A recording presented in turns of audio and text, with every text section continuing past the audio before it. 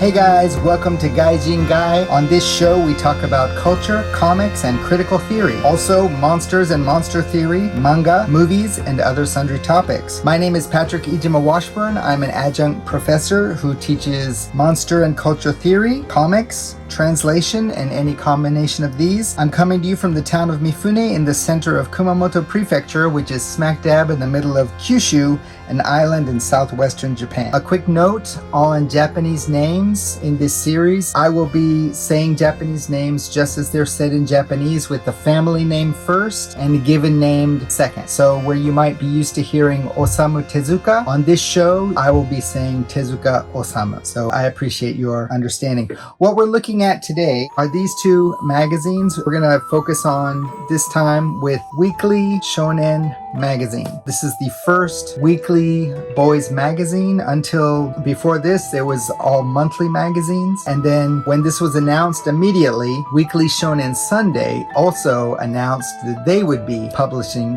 their weekly boys magazine. And at the beginning, both of them were not all comics. They were a mixture of comics, articles, sports, reports, a lot of photos. So quite different than what we're used to seeing these days, where both of these have become weekly anthology comic magazines. So you can notice right away a little bit of difference. Magazine was at 40 yen, Sunday was at 30 yen. Sunday had one extra furoku. Furoku is like a special additive that you can pull out of the magazine, like it'd be a smaller book. Shōnen Magazine, their first issue actually came with 3 furoku, comic, fiction, and then also some photos. This was baseball photos.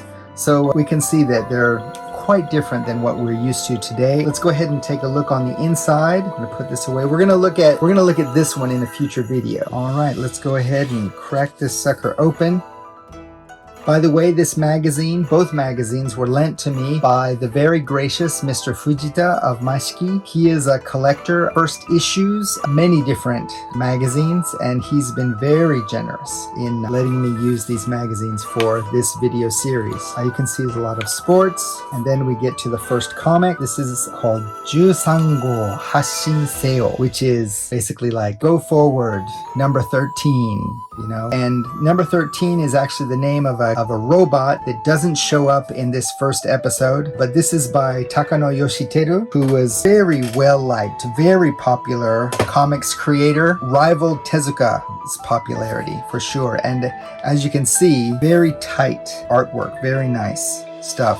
And his style and many of his designs, like face designs, were copied by other creators. Mizuki Shigeru is one of the creators who, in order for his comics to sell, he would appropriate character designs and even layouts from panels. So that's how much this particular artist was respected. This story is about this satellite that has fallen to Earth. The police are checking out the satellite, and they're seeing that there's a hole ripped in the side, and that there's these paw prints coming out of it.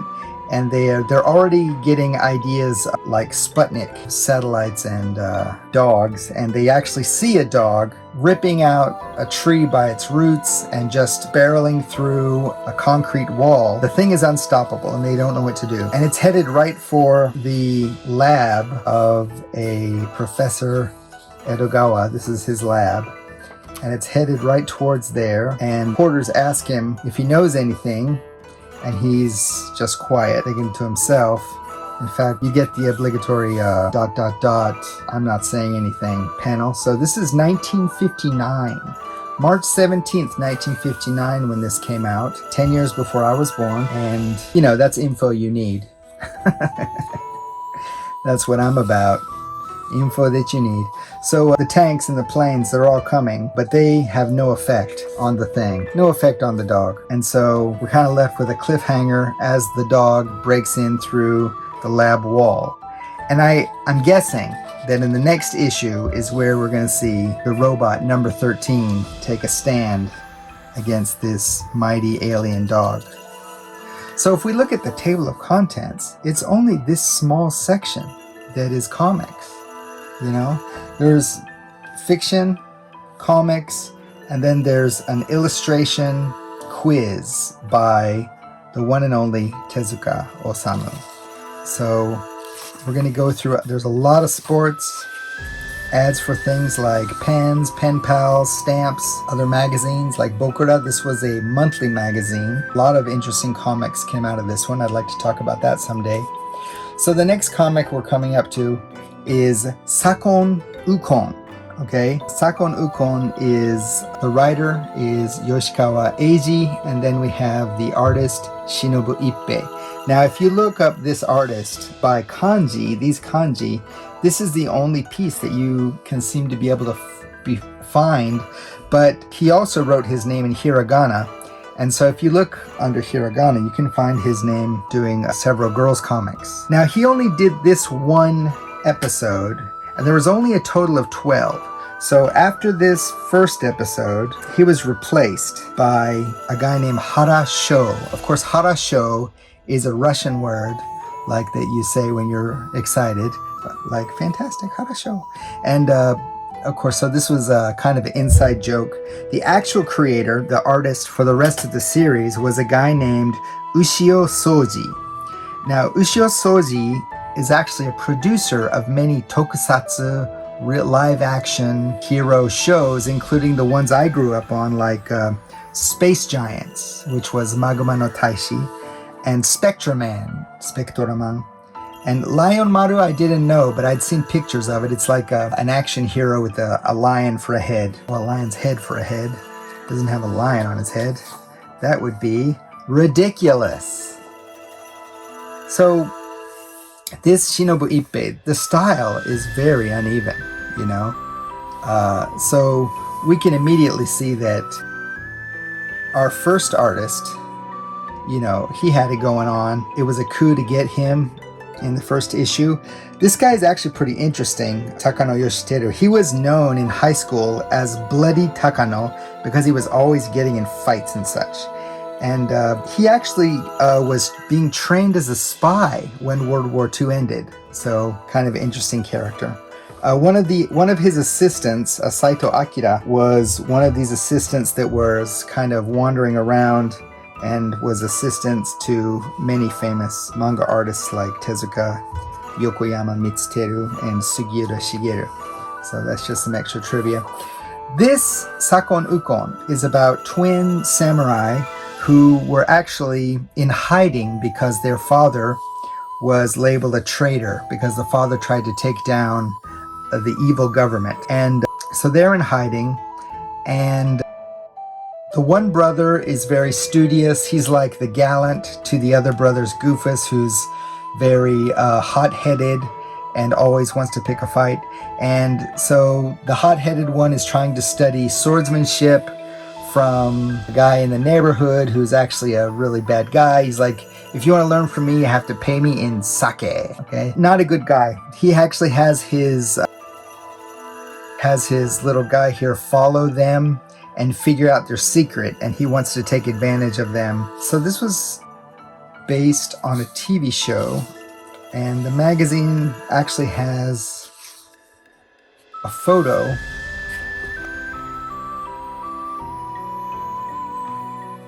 from the show. There it is, Sakon Ukon. So this was a tie-up comic, and I think that's one of the ways that these early comics definitely tried to get a foothold, is by tying in media properties. Of course, sports, you've got Nagashima, Mr. Baseball himself, eventually became a beloved coach of the Yomiuri Giants. Okay, this is the first fiction. This is Gekko Kamen, who is actually it was kind of like a pulp hero, but I think TV was the first iteration, and then there was a comic version done by no other than Kuwata Jiro, who did a lot of like manga versions of TV shows, including Batman, of all things. So, and this character is a very interesting character. He doesn't show up in the art here, but he has like a turban and a big quarter moon on the turban. He's like a mysterious hero. Okay, here's our next comic. This is Shippu Jujisei. It's like a hurricane cross star. So we have a star here that's in the shape of a cross. And this is that Hurricane Cross-Star character with the helmet and the glasses. But our focus is actually on this boy here. He's the hero of the story. And then you have the mysterious hero who comes up and saves the day once in a while. This is by a guy named Yamada Eiji. This guy also his most popular comic was a girl's comic called Pesio Ofure.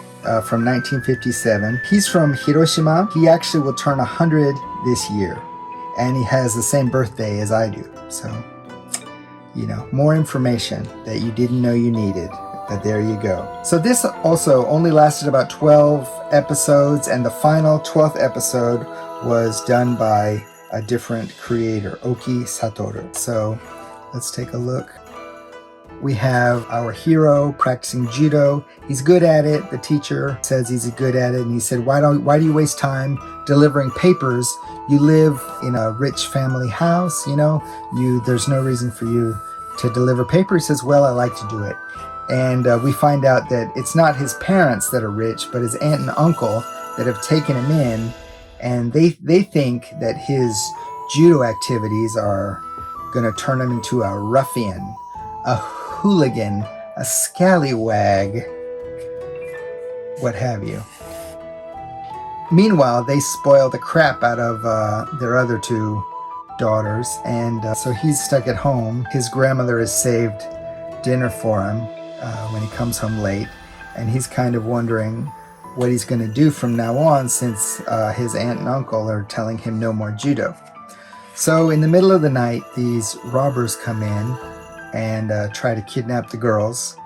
He comes in and is immediately waylaid, but he does get a nice throw in against one of the robbers, but he's held down by the other, and he feels like he's kind of stuck when all of a sudden there he is, the Shippu Jujisei hero. Okay, so nice build. Looks very similar to Kuwatajiro's original characters as well. So I'm not sure if they had any connection, but yeah, very typical kind of science fiction superhero of the time.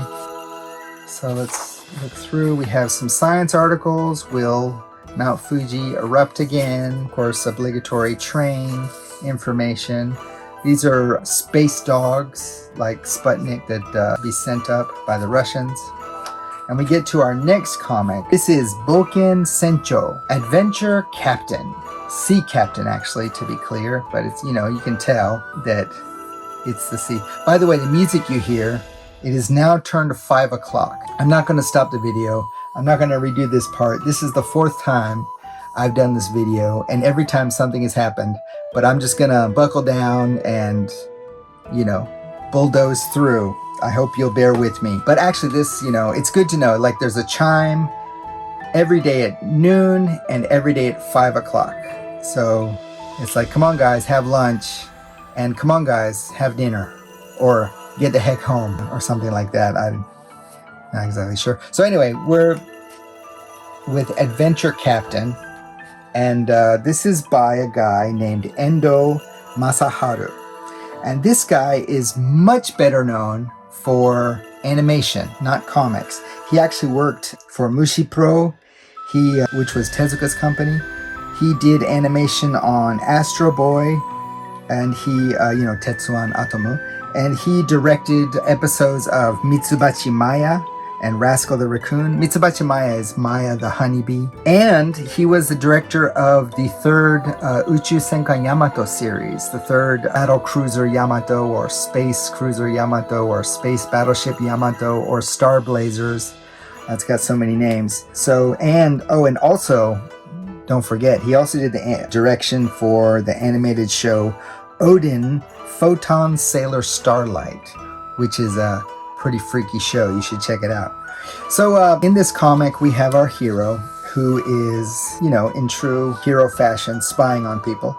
And he sees a castle which he remembers from somewhere. And for some reason, he focuses on this really creepy cat, and so I'm sure that's going to come in later somehow. But anyway, he rushes off, and as he's walking along, he meets a guy in a costume who's selling, I don't know what he's selling. He's selling something, but it just says big sale at Kapaya. So anyway, this guy approaches him in the costume and says, actually, I knew your brother, and I have something from your brother that he wanted to give to you.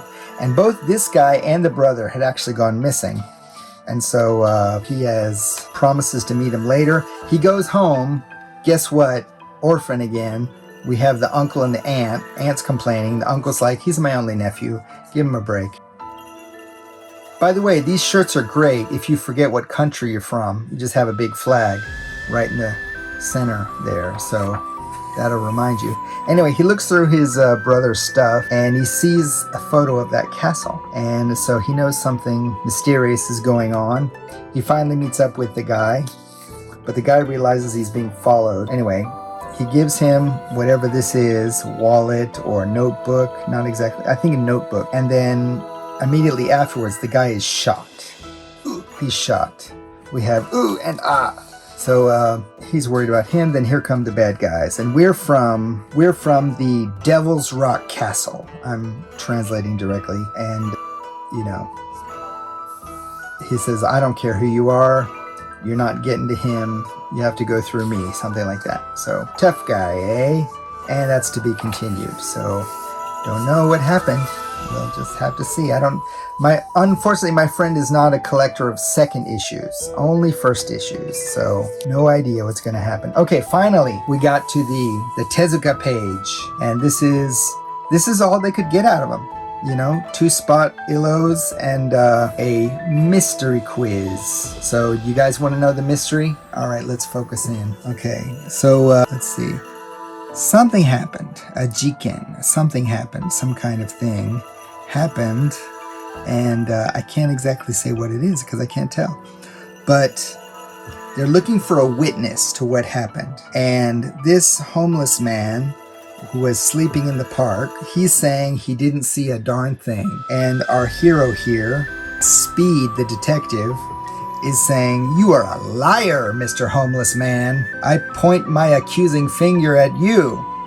You said you were here all night, but you didn't see anything because the light was out, when obviously the light was not out." And so us readers have to figure out why Speed the detective thinks that this light was not out all night. And the clues are right here at the bottom. We have some dead bugs. So there's our answer, obviously. If the light was... I'm sorry, did I give it away? Did y'all want to think about it? But if the light was on all night, of course, you know, it'll attract bugs, and some of them will die because they have short lifespans. Very sad.